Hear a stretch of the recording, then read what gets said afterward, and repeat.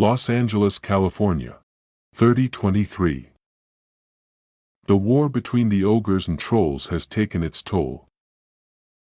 The ogres had taken over the city, as they had most of the state, and had chased out all of the humans who were living in the city. The humans fled into the hills surrounding the city, and had migrated to the surrounding states, which the ogres had mostly left untouched. The ogres had taken over the western coastal states, and had made that their home. Surprisingly, the ogres had added many things to the city, and had made it a place that anybody would desire to live. However, there was another faction lurking under the bridges and in the caves and valleys outside of the city. They were the trolls. The trolls were not industrious like the ogres. The ogres took pride in the things they had built. They were extremely proud of their city. The trolls, on the other hand, were a people that cared nothing for cleanliness or things of beauty. They were totally content with filthy living conditions, and would just as soon eat out of a garbage can, rather than properly sitting down at a table with a set of silverware. Their leader, Maximus Buttocks, was a hideous character with no manners and a total stranger to propriety.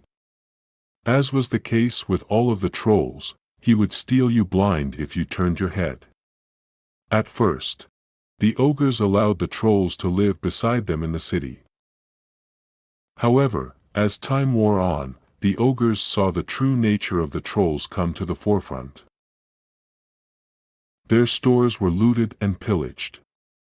Their streets became littered with garbage and the living conditions started to become unbearable.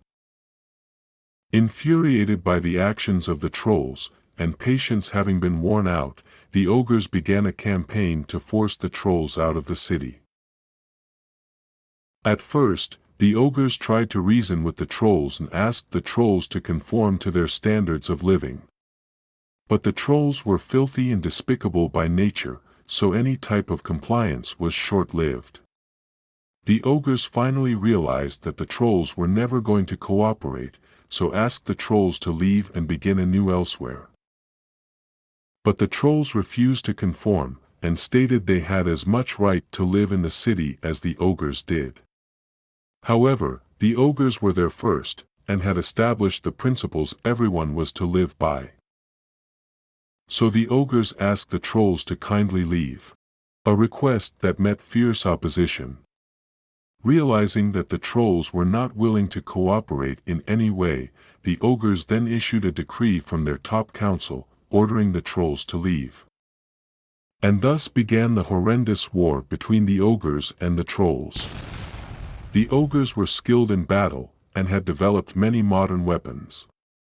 However, the trolls were cunning and devious, and would employ every dirty tactic in the book in an effort to overthrow the ogres and take complete control of the city. The trolls were no match for the ogres in hand-to-hand combat, as the ogres were much larger than the trolls. So the trolls could not battle them man for man. They would be wiped out if they attempted battle in that manner. So the trolls resorted to trickery and deceit, which was already in their basic nature. That is the case with all trolls. They will lie, cheat, steal, without a second thought. They are morally bankrupt, and will stop at nothing to get their way. As the battle began, the trolls formed a council to discuss matters and form a battle plan to overthrow the ogres. Maximus Buttocks begins the proceedings. You do know why we're here. We must formulate a plan in order to overthrow the ogre government. They will not allow us to live as we wish to live. Therefore, we must formulate a plan, something sneaky, something devious, something cunning. We must really think about using the unthinkable weapon if it comes down to it. I don't want to consider using the unthinkable at this particular point. I would rather find other means of overthrowing the ogres. Something not quite as hazardous to our own selves as the unthinkable would be. You know, I don't understand. Why can't we just go beat them up? I mean, we can chew on their ankles. They can't get down to get to us that quick. We can chew their ankles off, and then once they get on the ground, we can just eat them. Ah, Danny boy, I respect your exuberance. However, do you not remember that ogres are poisonous to trolls? One bite of an ogre, and you would be dead within seconds. Oh, crap. Yeah, I forgot. It's a good thing I didn't try to take a bite out of him. I don't want to die from ogre poisoning. The thing we have to remember is that their weapons are way advanced, much more advanced than ours. So we can't compete with that. So we have to be careful. The only thing that I have to fight with are my basketballs that I throw at people. That is a very good point, Chuck Barkius. We do not have the weaponry to go directly against them. We must devise a different plan, a different means of attack rather than going at them full force, because we would be defeated if we did that. They're way stronger and far more advanced. So, any ideas on a plan? Hey, I have an idea. Yeah, I do. I have an idea.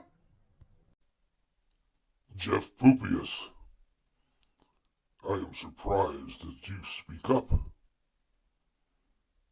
Although you do blabber a lot, you actually have something to contribute to this meeting?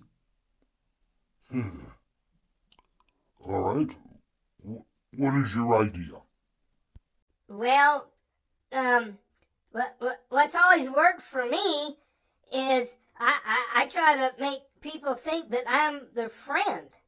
I'm real nice to them and try to make them think that I'm a really nice guy. And then once they start trusting me, then I turn around and stab them in the back and scam them. Yeah, but first you gotta make them think that you're their friend, that you only want their best interest, when in reality all you want to do is get what you can out of them. And thus, the plan was hatched, thanks to Jeff Pupius. His evil nature and knack for deception was perfect for the occasion. They would now be putting together a strategy to overthrow the regime of the Orgonian Empire.